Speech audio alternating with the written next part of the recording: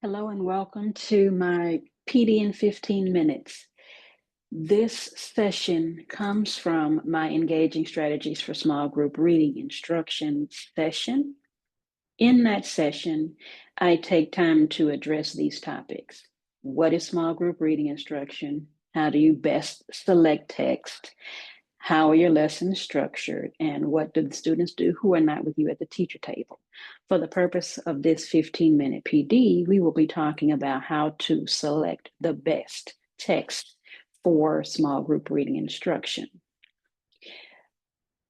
Before I get into it, I want to take a moment to allow you to access the slides for this presentation by either keying in the bit.ly link, or if you are not on your phone, scanning the QR code. I'll pause a moment to allow you to do that.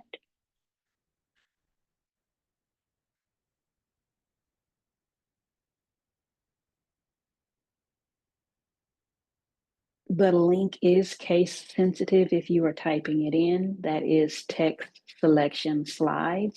Each word begins with a capital letter. If you need more time, go ahead and pause here. In this 15-minute PD, I am going to take time to define the different types of text that can be used and give some examples of how they can be used. But I really want to address the question, what text should be used during small group reading instruction? So let's go ahead and get started. First, I want to define what a predictable or patterned text is. And I'm going to use predictable and patterned interchangeably for the purpose of this session.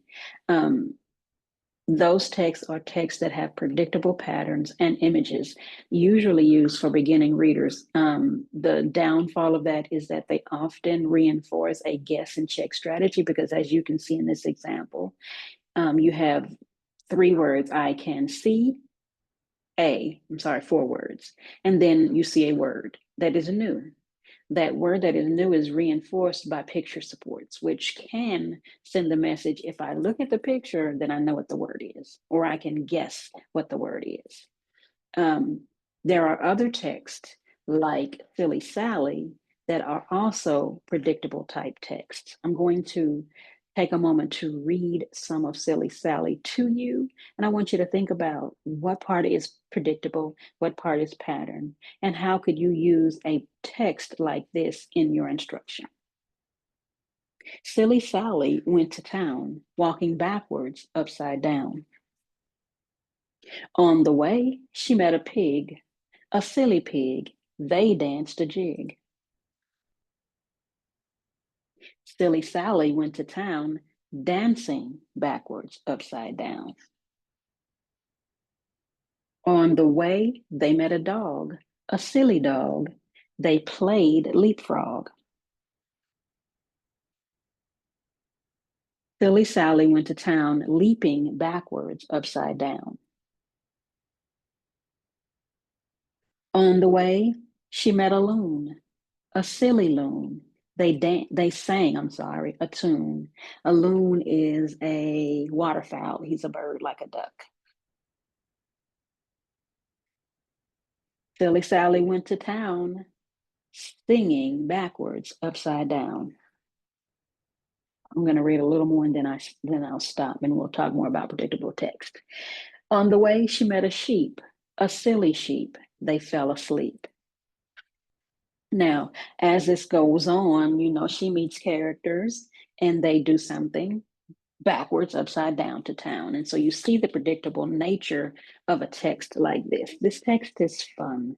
This text is engaging. This text is not a text that I might use with a small group reading instructional group, but I can use it in this way.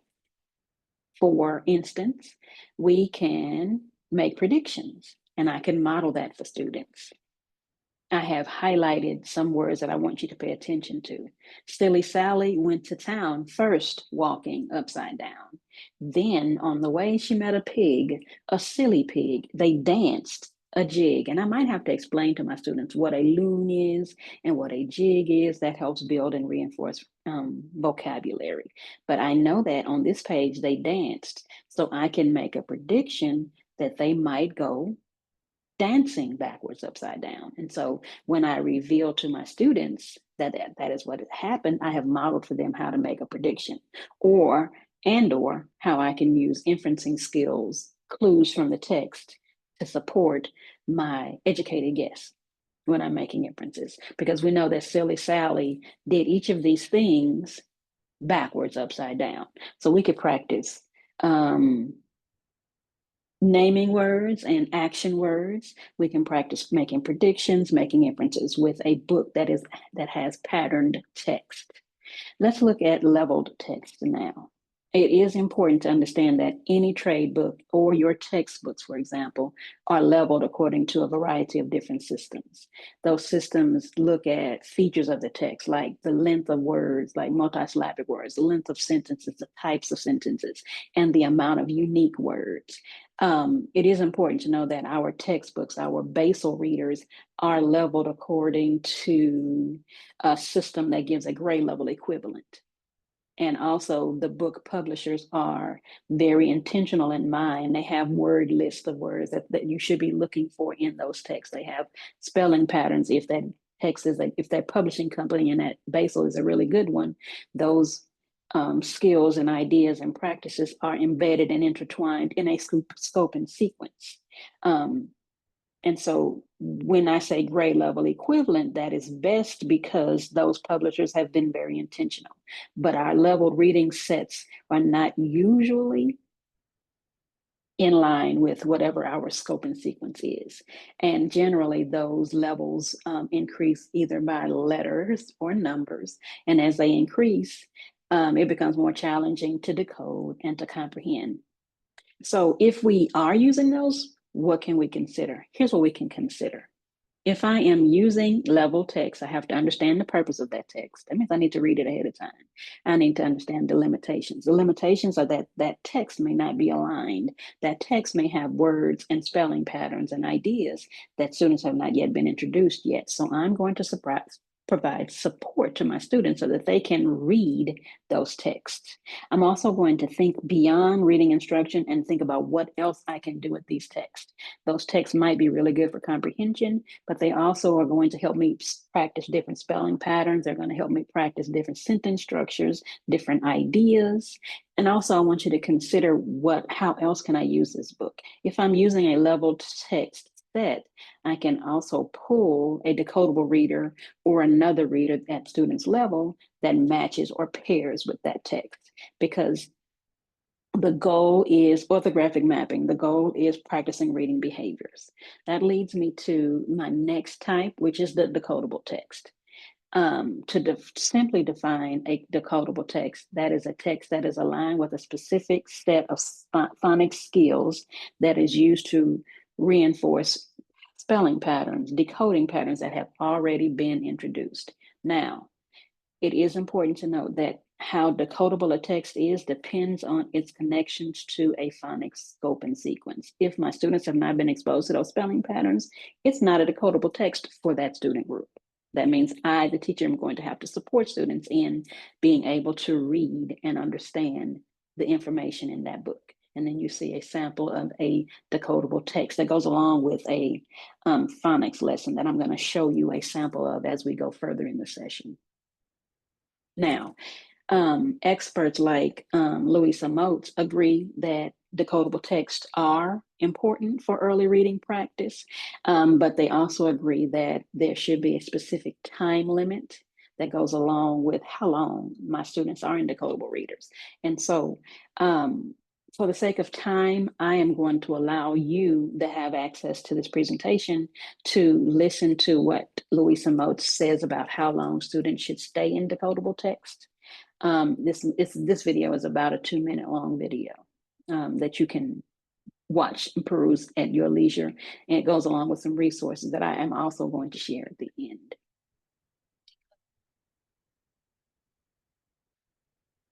So to answer the question, which text type is best for small group instruction? For my emerging and beginning readers, decodable readers are best. Students who are practicing reading behaviors, practicing blending, segmenting, manipulating, those students need authentic opportunities to practice those phonics skills. For my students who are transitioning away from that, those students who are fluent readers, they should be reading grade level text or higher. And so to quickly explain the difference between emergent and beginners and transitional and fluent, I think Lanieri Aries phases of word learning. She says that the pre-reader, that's that student who gets excited when they see that golden arch because they know they're going to get their Happy Meal and maybe their ice cream if that machine is not broken. But they don't know that that arch represents an M, nor do they know that that makes a sound. Decodable readers are best for those students. As students begin to master the alphabetic principle, as they begin to become more fluent at reading, they should be reading texts that are at their grade level and or higher. Now, I'm going to pause here a moment to talk about the importance of using grade level text, especially for my older struggling readers. This comes from an article that was written in 2018 that talks about the importance of using grade level text. What they say is that there's not a lot of evidence of support for assigning students to their instructional level, especially if that is not their grade level. It's not going to promote reading growth. In fact, it might hinder their reading growth. Exposing older, struggling readers, and for the purpose of this article, it was third grade and beyond, to a diet of text that's written below their grade level puts them at a greater disadvantage because they're not having the opportunity to be exposed to multisyllabic words, to sentence cohesion, to more complex sentences, all the things that are going to support and drive comprehension later on. So we want to expose our students, all students, to grade level content as much as we possibly can. And here are some ways that we can do that. First, starting with using appropriate text. For my students who are pre-readers, beginning and emergent readers, we're using decodable text.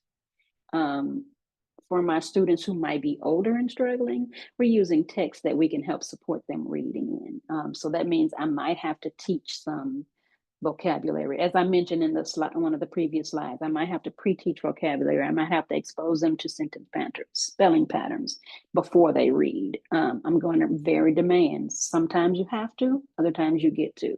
I'm going to put challenging text in front of you. I'm going to involve you and let you know that I'm doing that. There are going to be times that we get to read text that you choose, that you can read, that you feel confident in reading. We're going to do things like reverse the order of reading for struggling readers, which means I'm going to have students listen to or read before we do a lesson to support them.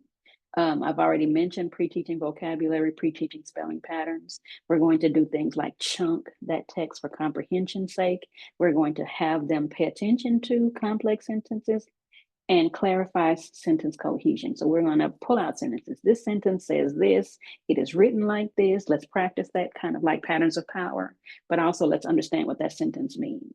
And yes, if I'm doing annotating or if I'm doing other things, I'm going to have them practice those things in that small group setting so that is less of a struggle later. I'm done, but I also want to share some resources with you. To access these resources, you can either click to it in the slide presentation that I gave you access to earlier. If you're not on your phone, you can scan those resources, or you can type in this bit.ly link, and it is also case sensitive. This one is text selection resources. There are some resources from West Virginia. There are some resources with some sample decodable readers for your consideration that are marked, that are linked by phonics skill. There are some resources that I think you would think are very powerful. And I want to leave you with this. Here are my sessions for the summer going forward. I'm going to be doing the engaging strategies for small group reading success again in the summer. And I have created, or I'm working on creating, a companion to that where we get to actually break down and take time to plan a lesson, looking at what type of group I'm planning for, but also looking at, now let's plan a lesson for my students who are independent contractors, those who are not with me at the teacher table. My Write the Right Way session has a companion now, the writing process the right way. For that first writing session, I talked about writing across developmental phases. Excuse me, for this session, I'm talking about what the writing process looks like for my kinder, first, and second grade students. And my last session is really about planning intentional, purposeful, powerful read aloud lessons for my teachers that teach kindergarten all the way through fifth grade. I appreciate you for taking the time to listen to this PD.